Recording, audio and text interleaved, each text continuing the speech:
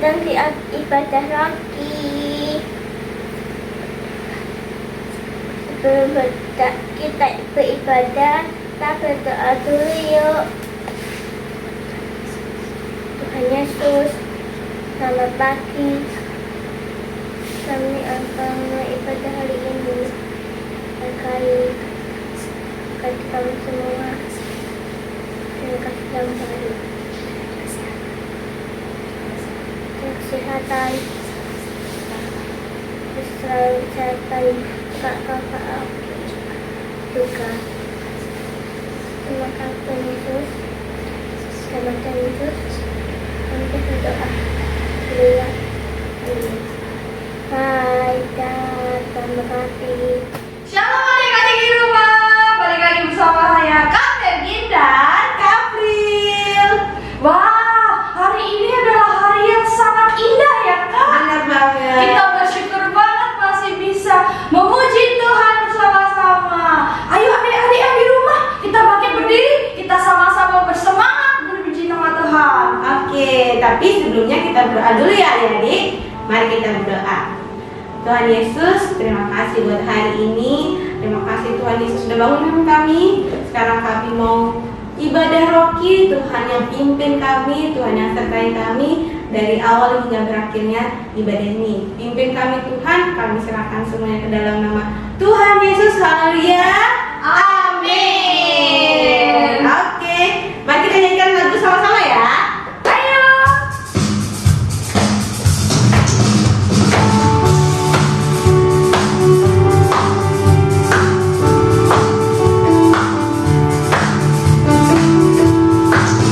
Saya senang jadi anak Tuhan, saya senang jadi anak Tuhan, saya senang jadi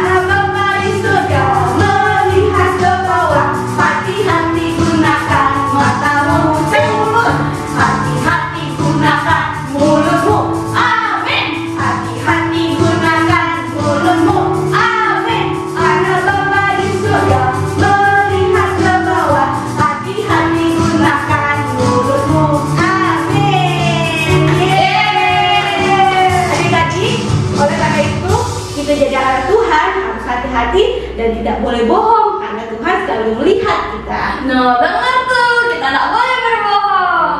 Nah, Kak, tadi kan kita sudah sama-sama memuji nama Tuhan. Benar. Sebentar lagi kita akan mendengarkan firman Tuhan. Ya. Sebelum itu, mari kita sama-sama sungguh-sungguh kita cari nama Tuhan, kita panggil nama Yesus. Oke adik-adik, kita nyanyikan sama-sama lagu ini. Yesus ku panggil. Yesus ku panggil, Yesus ku undang, masuk dalam hatiku. Yesus ku panggil, Yesus ku undang, masuk dalam hatiku. Memimpin, menuntun setiap langkah hidupku, sucikan, kuduskan semua dosaku. Yesus ku panggil.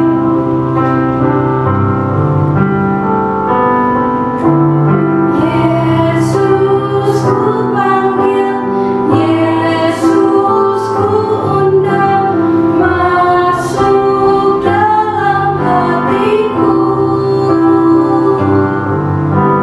Yesus ku panggil, Yesus ku undang, masuk dalam hatiku. Memimpin, menuntun setiap langkah hidupku, sucikan, kuduskan semua dosaku. Memimpin, menuntun setiap langkah hidupku, sucikan, kuduskan semua dosaku. Sucikan, kuduskan semua dosaku. Sebelum kita mendengarkan firman, mari kita berdoa. Bapa, kami mengucap syukur atas berkat yang Tuhan berikan, Tuhan.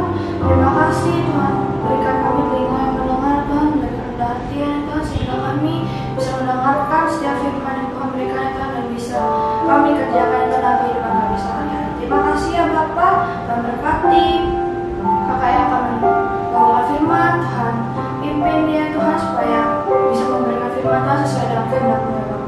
Terima kasih ya Bapa, kami ucap syukur hanya dalam nama Tuhan Yesus. Haleluya. Amin. Amin. Selamat mendengarkan firman Tuhan. Shalom adik-adik, bertemu lagi dengan Kak Linda dalam ibadah Roki minggu ini. Kak Linda akan bercerita tentang kejahatan anak-anak Eli. Mari kita buka Alkitab di dalam 1 Samuel 2 ayat 11 sampai 26. Di dalam ayat ini, Kak Linda akan menjelaskan tentang keluarga Imam Eli. Adik-adik, Imam Eli adalah seorang imam yang takut akan Tuhan. Selama 40 tahun ia menjadi imam di Israel. Imam Eli adalah seorang imam yang baik dan selalu menurut perkataan Tuhan.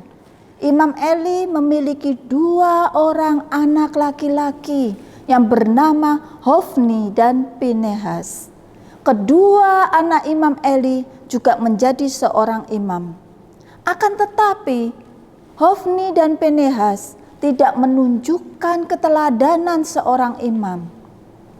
Mereka adalah orang-orang dursila yang suka melakukan kejahatan, berkelakuan buruk.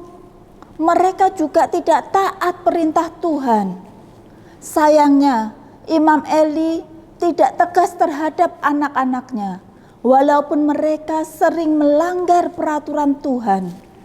Imam Eli tidak menghukum anak-anak mereka. Hofni dan Pinehas berpikir bahwa Tuhan tidak tahu apa yang mereka perbuat. Nah, Hofni dan Pinehas ini suka mengambil bagian dari korban persembahan untuk Tuhan, untuk kepentingan dirinya sendiri. Padahal Tuhan tahu dan melihat perbuatan Hofni dan Pinehas dan juga Imam Eli.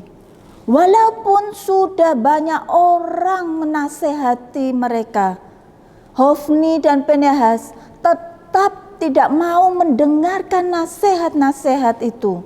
Bahkan nasihat ayah mereka pun diabaikan. Tuhan sungguh kecewa terhadap mereka dan mereka dihukum dengan cara dibiarkan sehingga tewas dalam peperangan melawan Filistin. Imam Eli juga dapat hukuman dari Tuhan karena ia tidak tegas terhadap anak-anaknya. Pada masa Imam Eli, ada seorang ibu bernama Hana yang tekun berdoa dan akhirnya oleh Tuhan dikaruniai seorang anak laki-laki. Anak itu diberi nama Samuel dan sesuai dengan nasarnya, Samuel diserahkan ke bait Allah untuk melayani di sana. Samuel yang masih muda itu menjadi pelayan Tuhan di bawah pengawasan Imam Eli. Samuel adalah seorang anak yang taat dan setia pada Tuhan. Padahal Samuel hidup bersama Hofni dan Pinehas. Tetapi Samuel tidak terpengaruh oleh kebiasaan buruk mereka. Tuhan menyayangi Samuel karena ketaatannya. Mendengar suara Tuhan, Samuel menjadi kesayangan Tuhan. Adik-adik, mata Tuhan melihat apa yang kita perbuat. Tuhan tidak segera menghukum kita kalau kita melakukan kejahatan, keburukan. Tetapi Tuhan memberi kita kesempatan untuk bertobat. Nah, mari adik-adik, dengan cerita tentang kejahatan anak-anak Eli, kita belajar untuk selalu mendekatkan diri kita kepada Tuhan. Jangan sampai kita lengah dan iblis selalu masuk dalam kehidupan kita dan mengajarin kita untuk berbuat yang tidak menyenangkan hati Tuhan. Kak Linda percaya adik-adik semuanya selalu taat akan perintah Tuhan dan menjadi berkat bagi banyak orang. Mari kita tutup Alkitab kita dan Kak Linda ajak semua adik-adik untuk berdoa bersama-sama. Tuhan Yesus, terima kasih buat minggu ini. Kami percaya Tuhan, Engkau mengurapi setiap anak-anak yang ada di rumah. Kami percaya Tuhan pakai anak-anak untuk menjadi berkat, menjadi saksi-Mu. Ajar mereka, tuntun mereka untuk selalu menjadi anak yang baik, anak yang selalu dengar-dengaran akan firman Tuhan, yang taat kepada orang tua. Kami percaya Tuhan, Engkau memberkati mereka semuanya, baik dalam kesehatannya, dalam studinya. Engkau yang memberkati, Engkau yang mencukupi semuanya Bapa. Terima kasih Tuhan, Tuhan berkati semua keluarga mereka dalam pekerjaan orang tuanya. Tuhan yang memberkatinya. Di dalam nama Tuhan Yesus, haleluya, amin.